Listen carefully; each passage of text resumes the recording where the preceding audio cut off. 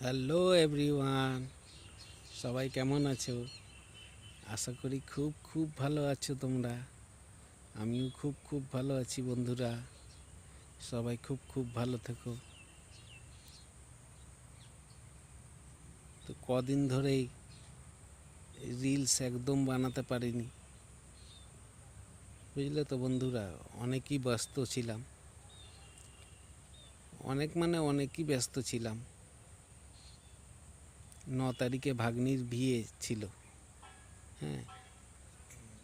তাই 4-5 তারিখ থেকে যে কাজ চালু হয়েছে, আর কাজের শেষ নাই। হ্যাঁ, বিয়ের পরেও একটু ব্যস্তই ছিলাম। নানা রকমের কাজ থেকে যায়, বুঝতেই পারছো বিয়েতে কেমনি কাজকর্ম থাকে। তো তাই একদমই রিলস বানাতে পারিনি, হ্যাঁ, তোমাদের সঙ্গে কথাও বলতে পারিনি। তো তোমরা সবাই কেমন আছো অবশ্য জানিও।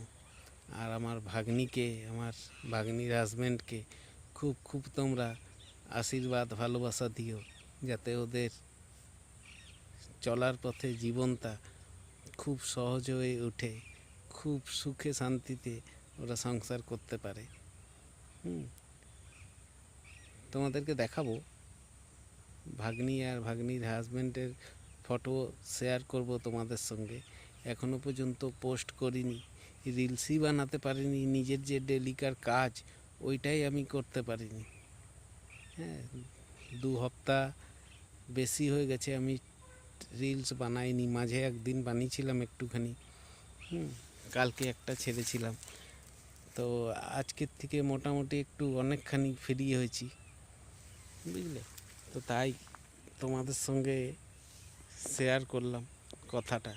হয়তো অনেকেই ভাবছো যে রিলস কেন দিচ্ছি না, রিলস বানাচ্ছি না কেন। তো কারণ এইটাই, খুশির খবর, ভাগ্নির বিয়ে হয়ে গেল, খুব ভালো আছে ওরা।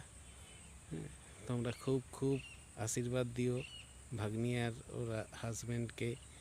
আর তোমরাও সবাই খুব খুব ভালো থেকো।